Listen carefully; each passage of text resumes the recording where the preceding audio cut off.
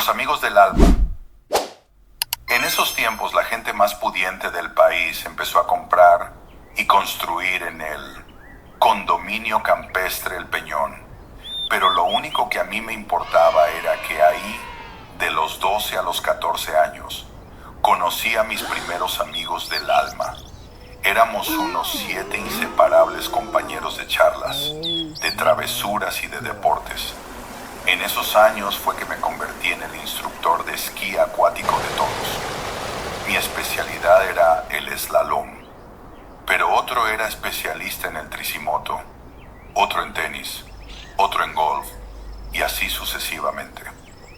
En El Peñón los días empezaban temprano, eran llenos de complicidad, de aventuras, de amoríos, dichas y desdichas, y terminaban muy tarde. A veces no había tiempo como para perderlo comiendo. Fue una época verdaderamente feliz, solo empañada por tener que ir a ese infierno que era el colegio. Pero valía la pena vivir si era con esos amigos que eran mi verdadera familia. Nos transportábamos por el condominio con gran malabarismo, los 7 en solo 2 motos. Nos turnábamos el estar en la moto 4 o 3.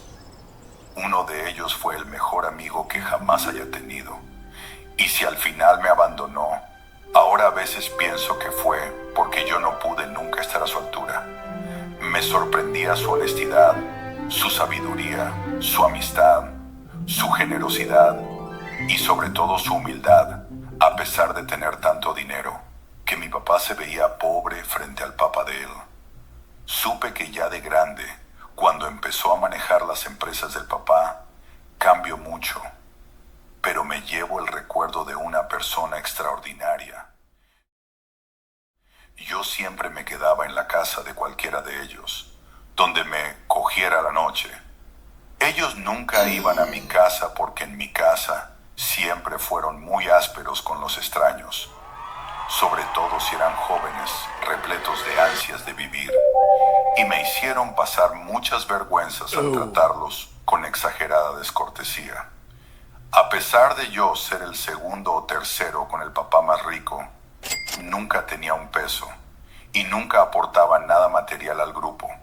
Por ejemplo, las motos eran de 2 de ellos, la lancha era de otro, nos la pasábamos en la casa de otro. Cuando salíamos al pueblo era en el carro de otro, y el otro amigo siempre tenía plata para gastarnos un helado o una gaseosa.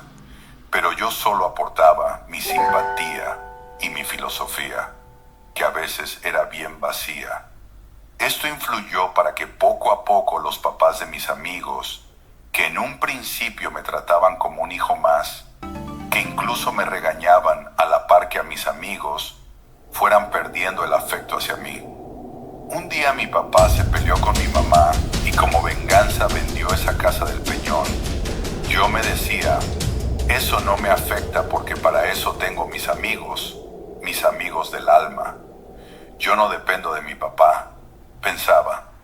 Tan pronto como mis amigos se enteraron de la venta de la casa, con esa misma velocidad se olvidaron de mí. No los volví a ver sino hasta que mi papá construyó la segunda casa. Después de eso la amistad se perdió. Solo existía de mi parte un resentimiento contra mi papá, que había vendido, contra mi mamá y mis hermanos, que habían tratado muy mal a mis amigos, contra mis amigos que me habían abandonado, contra mí mismo, porque no entendí que la amistad también existía a través de un intercambio material, pero sobre todo contra mis papás, que no me habían educado en la reciprocidad, y contra Dios, que había permitido nuevamente dejarme sin amigos. La historia de mi vida. Por ese tiempo, me senté a escribir la historia de mi vida. Tenía unos 14 años y decidí hacer mi autobiografía futurista a partir de ese momento. Incluso decidí cómo iba a morir. A los 23 me graduaría de diseño industrial. Ocurrió. A los 27 formaría mi empresa automovilística, la Abugi.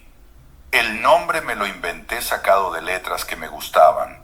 Las Las reuní y las ordené de forma que quedara sonoro. A los 30 haría un contrato para venderle tanques de guerra al país. A los 34 desarrollaría mi primer avión de guerra.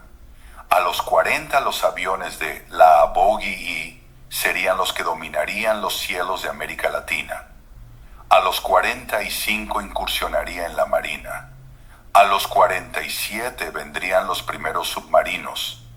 A los 52 el primer viaje espacial con fines de construcción de viviendas habitables en la Luna.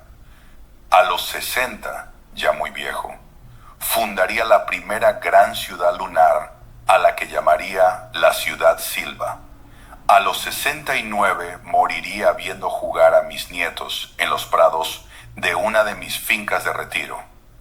Nunca quise pasar de los 69, porque pasar de los 69 a los 70 siempre lo vi como el salto más grande entre ser una persona mayor y ser un anciano. Y yo no quería llegar a ser anciano. Hoy veo que a los 70 aún se puede ser joven. Por eso, cuando cumplí en la vida real los 30, ya me sentía todo un fracasado. Más tarde, Sully, una amiga y la primera persona que leyó un primer boceto de este libro, sorprendida me preguntó: ¿cómo pensabas tener nietos si ni siquiera te habías planteado la posibilidad de enamorarte, casarte y tener hijos? Yo le respondí: no sé. Nunca se me ocurrió pensar que una mujer pudiera darme algo bueno en la vida.